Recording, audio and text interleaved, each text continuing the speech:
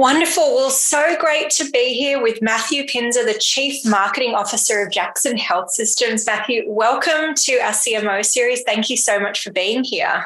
Thanks so much for having me. I'm excited to spend some time with you. Likewise. And I'm disappointed that we didn't catch you in scrubs today, but the polo, I think it does perfectly as well. So. Oh, thanks. Yeah, this is National Nurses Week. So I spent the morning shadowing one of our medical surgical nurses at one of our hospitals.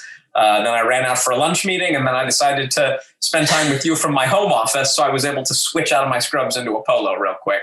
That's amazing. And what was a memorable moment from being a part of Nurses Week today? Honestly, anytime that we get to be with the frontline staff, especially with the nurses and with the techs and the therapists, interacting with our patients, it's really, really, really powerful. And this was the first week where we had allowed patients to have visitation again. COVID is still really a major concern here in South Florida. So it was only on Wednesday that we started allowing patients to have visitors in for 2 hours in the morning and 2 hours in the afternoon. So seeing some of these patients get to have a family member with them for a little while, man, after such a long, hard 14 months, we take any little glimmer of joy that we can get. Listen, it must be so incredible, and to be there for it. So Matthew, you're sitting atop one of the nation's largest public healthcare systems as Chief Marketing Officer. What has that experience been like for you in the last year? Tell us a little bit about, that journey for you. We serve Miami-Dade County, so we serve a very large, diverse urban community. We've got more than 13,000 employees. About to open our 7th hospital on our 4th different campus. So it's a huge organization in a community that, as I said before, was really hit very hard by COVID. So balancing all of the communications needs that we've had as a public academic health system in the middle of that, while also supporting what our frontline caregivers need and what our patients need during this pandemic has been unlike anything I've ever seen in my 10 years in healthcare or really in any other setting that I've been in. I was a newspaper reporter for a long time before this, and I worked in local politics for a while. And I think pretty much everyone involved believes and certainly hopes that this is a once-in-a-lifetime experience. One of the things you said when we were chatting earlier was that when you approach something as great as the crisis that our nation has gone through and is still going through, that you need to be humble about your approach to a crisis. Can you tell me a little bit more about how you sort of got moving, how you mobilized, and how you really approached your process as a marketer? Yeah, absolutely. And this is something that we find with really any communication strategy here in South Florida. And I think one of the things we've all learned is that for a public health crisis, you can't solve that entirely with activity at a leadership level, right? This gets better when people across our communities take certain kinds of action, right? Whether that's wearing a mask and social distancing, now whether it's going out and getting vaccinated as soon as you can when it's your turn. And we also know that in diverse communities like South Florida, there isn't just one message, there isn't just one spokesperson, there isn't just one voice that's going to reach everyone. And the times when organizations like ours get into trouble is when we start to think we know all of the answers and we start to think we know what's best for everyone. You explained this as a humble approach, and I like to think that's what we did. And I'll give a very tangible example of that. Jackson Health System was one of the first and one of the largest providers of public vaccination. And we knew with a community where 75% of people, more or less, identify as something other than white, that a lot of strategies that are considered best practices in the Western world, right, are defined that way as best practices for certain groups of people. And those don't always take into account how to reach different traditionally underserved, traditionally marginalized communities. So that's where I think this concept of a humble approach came from. We went to the people who we have authentic, organic relationships in this community from all different walks of life. We went to the Black churches. We went to the mosques and the synagogues. We went to the nonprofit groups that serve all kinds of different marginalized groups, whether it's the homeless, whether it's agricultural workers, whether it is seniors.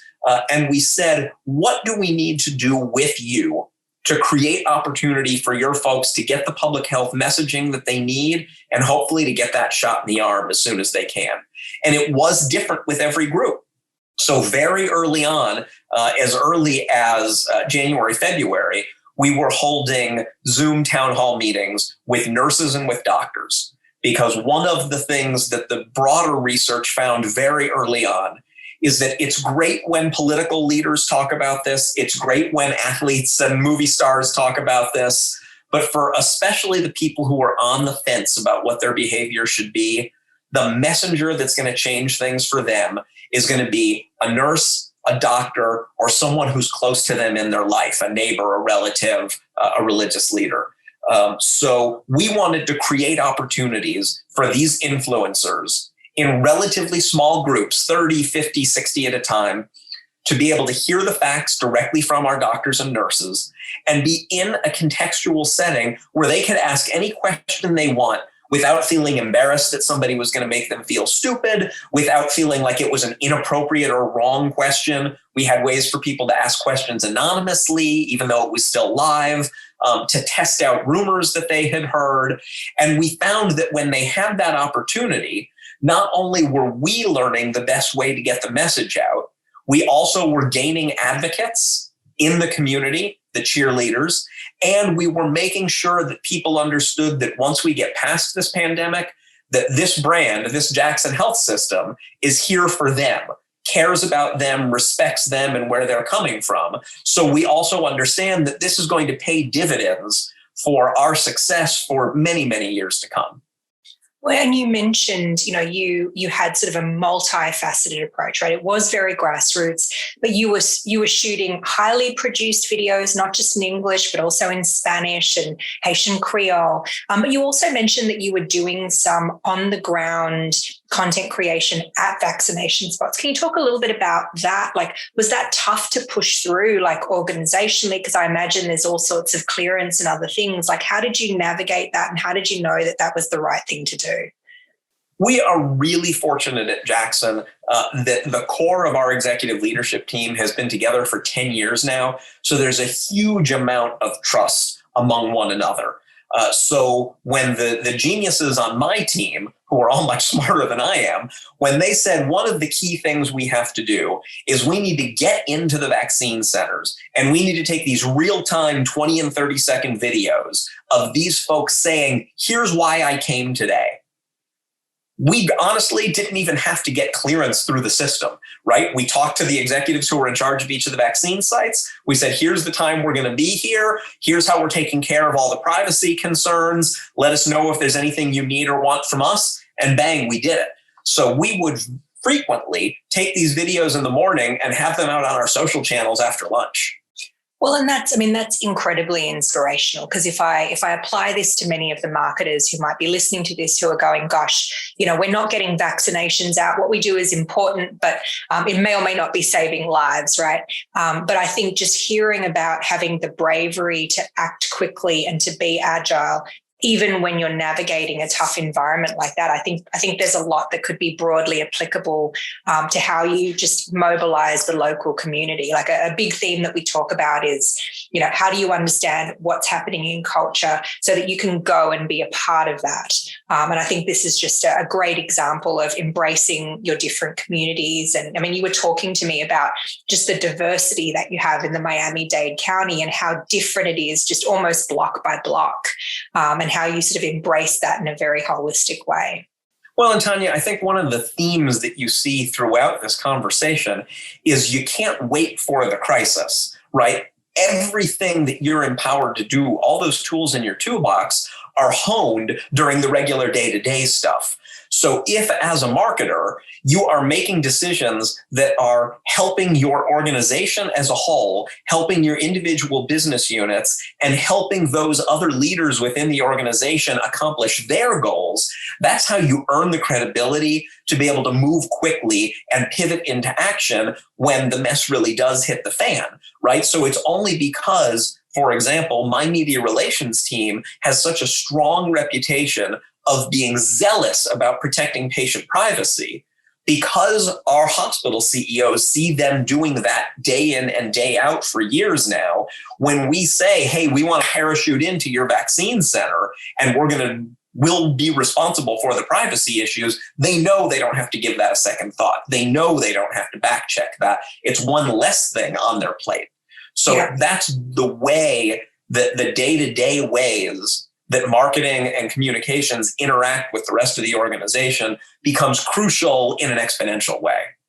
So it's almost like, if I'm going to put that maybe in my own words, it's like proactively building reputational muscle, so that when you have to flex it, you're not doing it for the first time, and you're not having to consensus build right at that point of crisis. That's absolutely right. And if you layer on top of that, having the kind of relationships with what we call our internal clients, right, our stakeholders in the hospitals and in the service lines, of being able to be creative, being able to be ambitious, being able to be out of the box in a way that does not put their reputation at risk, that does not put them in the crosshairs of any legal or regulatory challenges. So if you can have that proof of concept and show, look, we can pull off bigger things than you ever imagined, and all of those things that earlier in your career you were told, don't trust communication because they don't think about X, Y, and Z, and you're putting yourself at risk. If you can demonstrate that those concerns don't have to be front of mind for them, you have almost infinite runway to then take advantage of all of those different tools in the middle of a crisis. So you're right. We have these highly produced videos in multiple different languages, speaking to people of multiple backgrounds. We have these quick hit social media videos that were literally being shot on iPhones, uploaded, edited, and online within a few hours. We had these Zoom town hall meetings. We built a speakers bureau so that the hundreds of community organizations that we work with over the course of a normal year, that we could reach out to them and say, hey, Chamber of Commerce, hey, church organization, hey, nonprofit group, next time you have a board meeting via Zoom, because we know you're getting your 50 board meeting members together for meetings, if you want to have a nurse come to your meeting and talk for 5 minutes about vaccination, we got you. You need somebody who speaks Spanish? We got you. You're a women's professional organization and you want to have a Creole-speaking woman who's a nurse at this particular campus? We've got you. We got you back. Because we've built all of that up. Yeah, and that's also something that you could not have possibly tried to build on the fly for the first time at that point, right? Because that's when a crisis hits, everyone goes like this, and they don't want to be out there and to be open. Well, you talked about how you approached agility in social media. And actually, a lot of what you did in social media was one of the things that first put, you on my radar as someone that I wanted to reach out to. How did you kind of coach or guide your teams to embrace social? Like, what did that whole workflow look like? Because I know a lot of companies, have really long-ranging plans, and you would have had to throw all that out and just go. Like, can you tell us a little bit about your approach there? This is another place where I am blessed to have a team in place that is smarter, more dynamic, and more forward-thinking than I am. So you're right. We do always have at least mid-range plans for what we're going to be doing on all of our channels to service our different campaigns and to amplify our general brand messaging. But that's always had a strong component of daily engagement from the media relations team within our department. And they're the ones who are pivoting every day. They're jumping from one issue to another based on what the news of the day is. So I think that made it a lot easier for us to make some very quick decisions. Here's what we're going to shut down entirely. So there was a phase early on in the pandemic where we pretty much shut down anything that looked like it was selling or marketing, and it just became information channels. We're also really fortunate that our structure, as being technically a government-owned health system, we're part of Miami-Dade County government, and therefore we are covered by Florida's public records laws, which are some of the most open in the entire country. That makes it very, very easy for me to be an advocate within our organization for transparency, because a lot of that stuff, if anybody ever asks for it, we have to produce it anyway. So instead of looking at that as an incoming rocket, right, let's steer into that and let's use that as one of our brand differentiators. So from the very, very beginning, we were posting on Twitter at 4 p.m. every day how many COVID positive inpatients we had. So that was the first way before the county or the state were reporting that. That was a really strong way for the press and the public to get a sense of the rate at which things were accelerating, when we were hitting peaks, when things were backing off.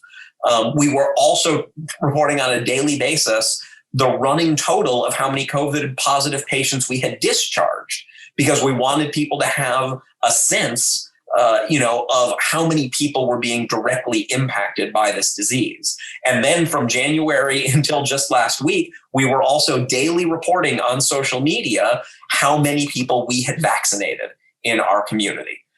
Now, look, there are places where social media is not a perfect solution. We made a decision back in December that when we started public vaccination in January, we were only going to take appointments online. We had looked at some peer health systems that had tried setting up phone banks, and all that happened was they crashed, and that led to not only frustration among the public, but to vaccine appointments not getting filled because there wasn't a way to fill that. So we were using social media to announce when more appointments were available on the website. We knew that that was going to put some communities and some demographics at a disadvantage. There was no way around that. So rather than trying to pretend that wasn't an issue, we solved for it. And what we said is 5 days a week, we're going to populate our vaccination appointments through this digital tool. 2 days a week, we are going to reserve all of our vaccination appointments for these religious and nonprofit groups that we partnered with. So the way that ended up working was extremely manual. We would talk to these churches every week. We would say, how many vaccine appointments can you find people to fill at our 3 different locations? And if a church said, I can fill 40, we would build in Microsoft Excel the simplest template you could imagine with 40 different time slots on it, email it to somebody at the church. They would fill in somebody's name and birth date and email it back to us. And that's how people would get vaccinated. So these are the people who were never going to sign up for Twitter alerts, and they weren't going to go onto our secure website to book themselves a slot. But if the pastor said, hey, Betty, you're 77 years old, and I know that you've had diabetes for a long time. I really think you need to be one of the first people in our community to get vaccinated. Betty says, no problem, gets on the list, gets her appointment, not to mention her church, who has their arms around her, is going to know, does Betty drive? Is she going to be able to get herself there? Do we need to get somebody else to do that? Who is going to stay with her for a little bit afterwards? So you really do kind of live that African proverb of it takes a village to raise a child. Well, it takes a village to vaccinate a village as well. It's something that we've learned. And by working with these great, great, great partners, all of whom we're taking on at least as much logistic responsibility as we were by finding all these people. Well, of the 172,000 people who got vaccinated at Jackson, 54,000 of them were vaccinated through this manual program. What does that mean as far as equity and inclusion? 10 days into our public vaccination, before we started this outreach program, we saw that about 9% of our vaccine patients identified as Black. Our community is about 15 or 16% Black. So our CEO came to me and said, the only job you have until vaccination is done is to make sure that that 9% gets up to 16%. Go do it. I'm proud to say that by the time we finished, 15.1% of our vaccine had gone to Black patients. And we had very, very similar alignment with Hispanic patients with our census data and our vaccination data. That doesn't happen by accident. And that doesn't happen by ticking the box and doing the things that are easy to do that make us feel like we've accomplished something. But if we're not measuring it, we don't know if we're there, right? I'm sure there are plenty of well-intentioned health systems all across the country who did the town hall meetings and they did the little videos and they did all that. And still the equity and the inclusion wasn't where they wanted it to be. Well, it was because you weren't taking advantage of those relationships, those people in the community who are there wanting to help, raising their hand. But if you don't know who they are, if you don't engage with them, and if you don't have that authentic level of trust with them already established, you're never going to get where you want to be. The time to deal with a crisis is not during the crisis. The time to deal with the crisis is before it happens. It's way before we live right here in paradise, but also in the middle of hurricane country, right? What everybody here knows is you don't start making your hurricane plan when the hurricane is 3 days out. You start making your hurricane plan on June 1st when hurricane season begins, right? Where are your shutters? Do you have your food and water in the box in the garage? Do you have gasoline? All that kind of stuff. What we've been doing is we've spent our entire experience readying for the crisis so that we don't have to invent those relationships when we need them. Well, I think it also speaks to, I think a very, very broad marketer challenge of like hard to reach audiences, right? And it would have been very easy for you to sort of go, well, listen, we've lit up social media, we've made access to information readily available, we've set up shop in all these places. But I think sort of going beyond that and intersecting that audience where they are, kind of not taking no for an answer, which I love, right? Like I think there's just something wild and crazy and wonderful about handling almost a third of your vaccines through spreadsheet and community outreach. I mean, it's an epic, like you could just have a whole documentary about the logistics that must have been involved with a lot of the back and forth. I think something that we've learned through this that's a little bit hard for us to even accept is that there's no such thing as a population that's hard to reach. There's a population that's hard for us to reach. Right. So what does that have to do with where we are, where we're sitting, and what kind of work we've done in the past? If we know those people out there who we consider hard to reach, they have networks, they have friends and family and jobs and neighborhoods and places where they shop and places where they worship. So if we're considering them hard to reach, that probably says more about us than it does about them. And it's honestly given me a whole lot to think about and a whole lot to add to our strategic plan for post-pandemic life, because we shouldn't be thinking of any of our community members in that kind of context. Yeah, and it's an incredible perspective, right? It's like they're not hard to reach; they're just hard to reach by me, right? They're being reached constantly, just not by me, Well, I mean, has anything in what you've learned throughout this pandemic sort of shifted your perception of what's possible or what you're going to do next? Because I know, we're not through it, we're not even close to through it, but some part of you must be looking to the future and going, "Gosh, like I didn't even realize that were possible." Can you talk a little bit about that? Yeah, I think it's definitely emphasized the fact that our health system, and I think this is true about a lot of big organizations, sometimes we're better at putting out fires than we are at building fireproof buildings. So I told you our team has been together for about 10 years now. And when we all first came into the health system, the system was financially and operationally in really, really bad shape. And it looked like it may potentially be closed or sold or privatized. And one of the only things that had consistently been working well back then was really, really high quality academic medicine. We're a teaching hospital. And we have one of the top trauma programs in the world. One of the only freestanding trauma hospitals. It's the only hospital where the Army trains its forward surgical teams. International renown, and you can find entire countries where a significant share of the trauma surgeons in the entire country trained at Ryder. And I say that as background because our chief of trauma surgery, when we first started 10 years ago, if you would ask him about Jackson, here's what he would be fond of saying. If I need 3 simple things in this trauma center, and I have 6 months to get them done, the chances of all 3 of them happening in 6 months are virtually 0. But if I need 30 complicated things in the next 30 minutes in order to save a life, I can get it every single time.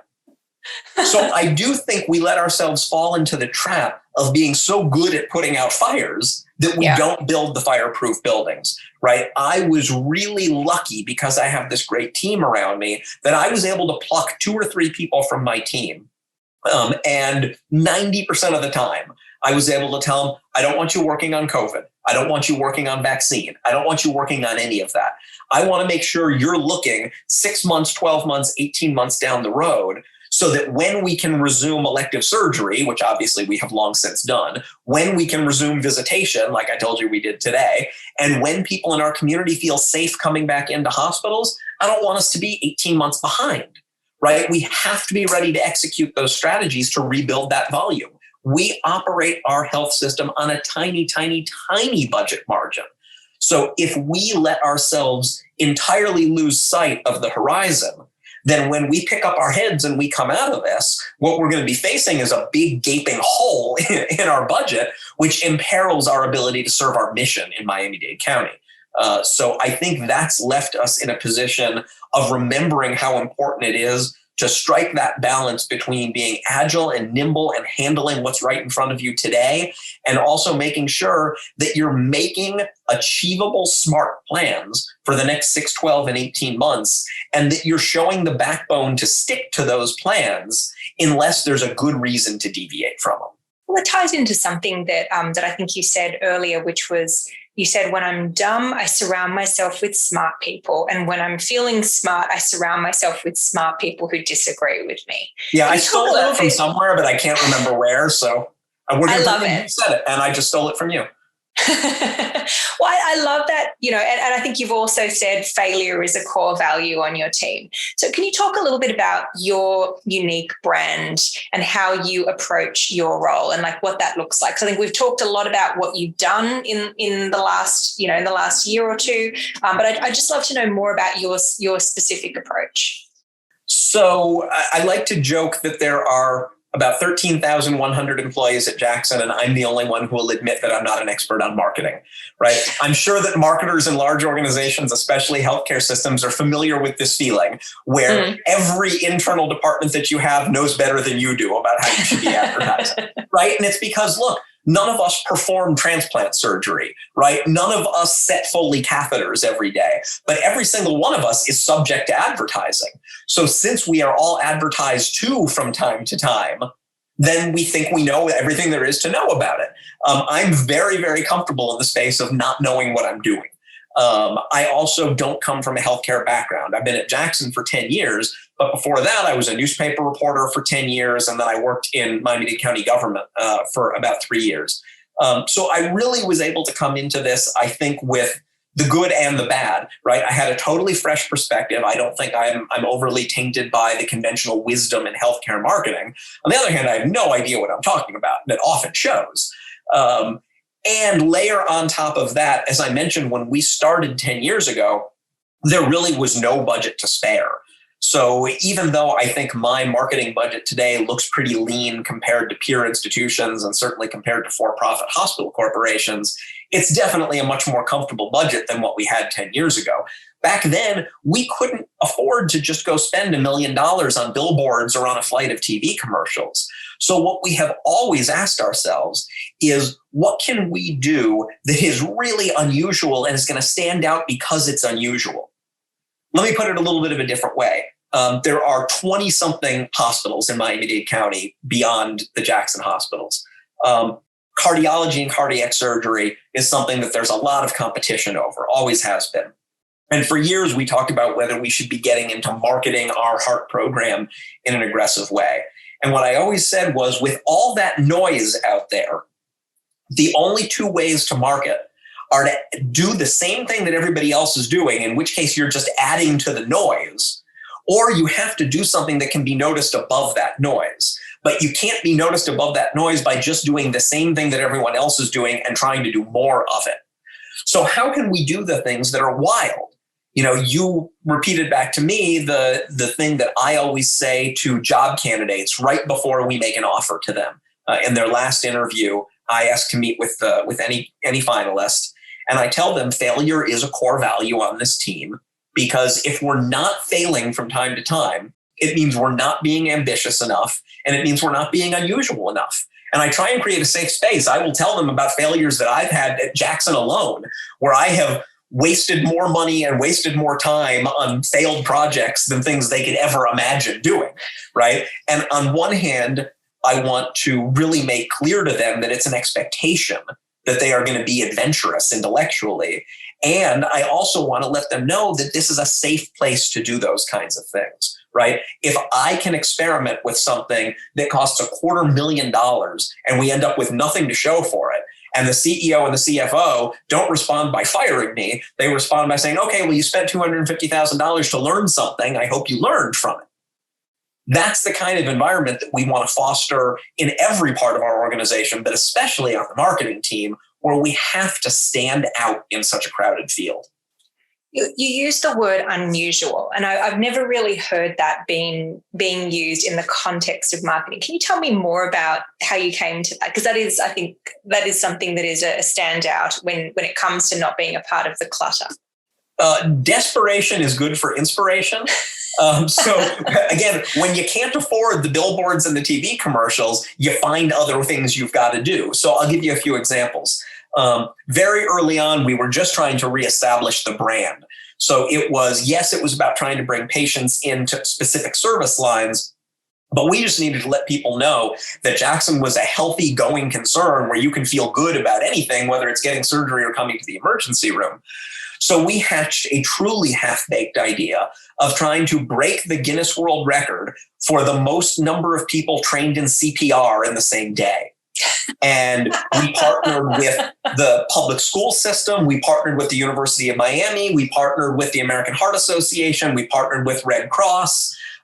And we opened dozens of training sites across Miami-Dade County on one single day and just made a huge show of it all. Did we break the world record? No, we didn't. Would we have gotten credit for it even if we did? No, of course not. Probably because it turns not. out you have to pay Guinness a whole lot of money to show up and certify that you're breaking the world record. And that was not in your budget. But what did we do? We had wall-to-wall TV and print coverage for days about this gimmick, which was doing something positive in the community, right? Teaching people CPR. Element of first response and of public health. And because we had, at the time, the president of the University of Miami was former cabinet secretary Donna Shalala.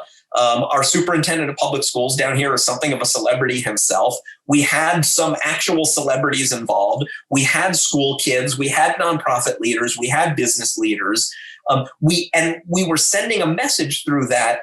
Jackson is concerned about health in this community. Jackson is serious about health in this community. And Jackson is a convener at a very high level. If we can bring together something like this, we're an organization that knows how to get things done. Much more recent example. For the last 2 years now, Jackson has been the largest organ transplant program in the United States. That is something we're incredibly proud of. We do some incredibly complex surgeries here in order to earn that distinction. And maybe about 9 months ago, one of the heads of the transplant program said, at one of the other transplant hospitals, they made a really nice 5 or 10 minute, nicely produced video about the staff and how great they are. And it really helped boost morale. Do you think we can do something like that? And the first thing I thought to myself was, well, no. We have a lot of other stuff we're trying to do right now, and boosting your staff morale is not exactly priority number one, brother. But when, we try to never say no. It was trying to find a way to get to yes. And so that was my thought bubble. I went back to the team of people who's much smarter than me, and we kicked around some ideas. And we said, what's happening in the world's largest transplant program that was able to stay, I shouldn't say the world's largest, the country's largest transplant program, that's trying to stay the country's largest transplant program in the middle of a global pandemic, that's not just inspirational and motivating to their own staff. That should be inspirational and motivating to anyone. To the whole community, yeah. Interesting story. And we really do think of ourselves first as storytellers. I think that's probably somewhat biased by the fact that I'm a former reporter. My deputy is a former reporter. We have a bunch of washed up journalists on our staff. But we said, this is just a great tale that people are going to want to hear. So we went back to the transplant leadership and we said, what if we filmed our own in-house documentary about transplanting through a pandemic? And what if we have our in-house videographer fly with your surgeons when they go out of town to harvest organs at another hospital from a donor, and follow that all the way back? And what if we talk to some patients who have been transplanted during the pandemic? And in fact, we were so fortunate that there was a patient who had been recently transplanted and unfortunately became very ill with COVID and was hospitalized post-transplant with COVID during the time of no visitation, couldn't see his family, but he wanted to go on camera to talk about the quality of the experience he had had at Jackson. Well, when we finished this project, we had this 20-minute documentary that was as good as anything you're going to see on PBS or on Netflix. So we said, okay, how do we leverage this even further? Okay, instead of just emailing it out to everyone, we're going to have a live Zoom webinar world premiere. And we invited referring physicians from all over the state and all over the country. We invited all our employees. We invited all of our former transplant patients. And we invited everyone who's sitting on the waiting list, waiting to get a transplant. And we brought everyone onto this big Zoom webinar and we premiered the video. And man, the power of that, the power of the head of the transplant program being able to introduce it and talk about what went into making it. And then one of the surprises, I told you we had our videographer follow these organs all the way into our operating room when they were transplanted into a patient, but you never see in the documentary the patient who receives it.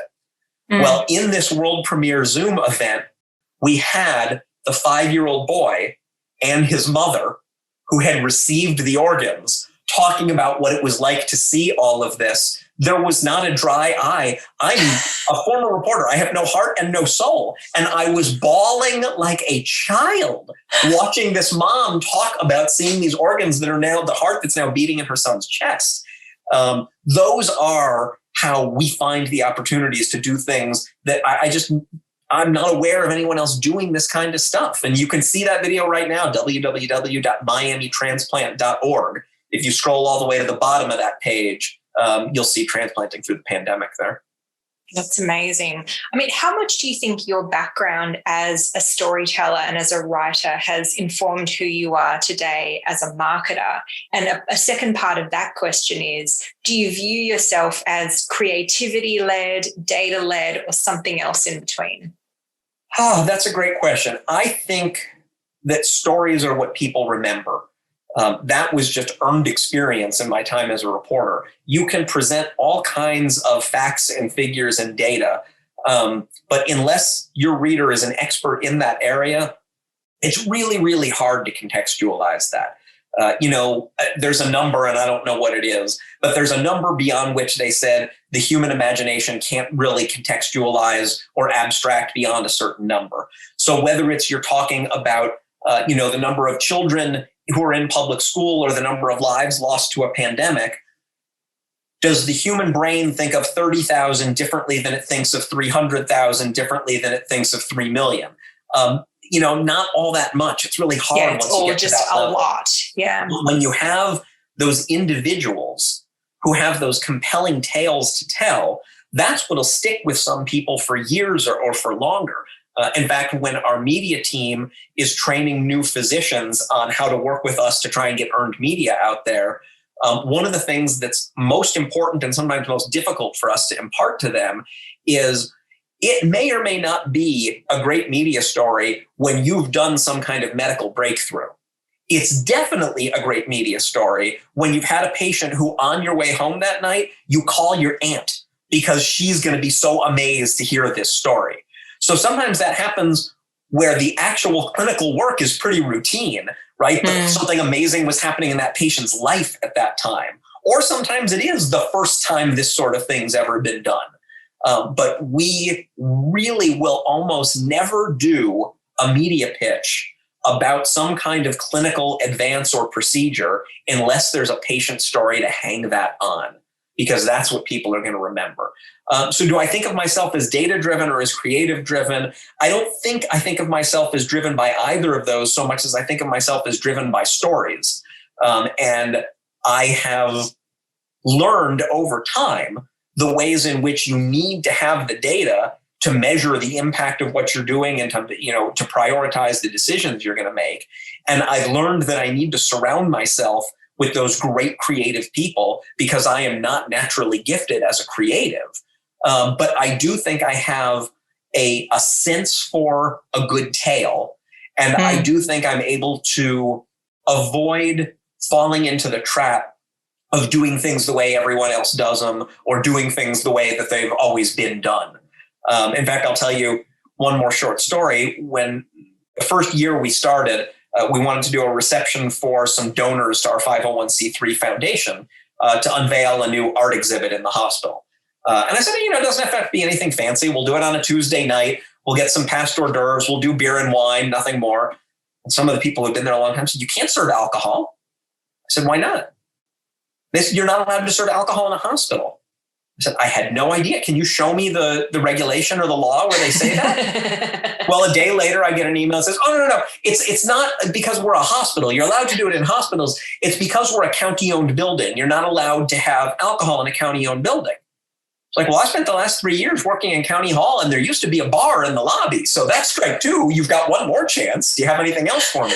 Well, it's not an actual rule. It's that the mayor doesn't want it done in county buildings. So, okay, well, I worked in the mayor's office for the last 3 years. So hold on. I took out my phone. I called one of the deputy mayors and I said, ma'am, does the mayor have any problem if we have a reception with beer and wine? And she said, I'm quite certain the mayor does not care at all about what you do for your happy hour receptions. So I said, that's strike three. You're out. We're going to go ahead and do it. And, we don't do it often, but definitely from time to time, that's been another tool in our toolbox. And you don't, I think, have to be confrontational with people. You don't have to be a jerk about it, but you can definitely ask to see the receipts.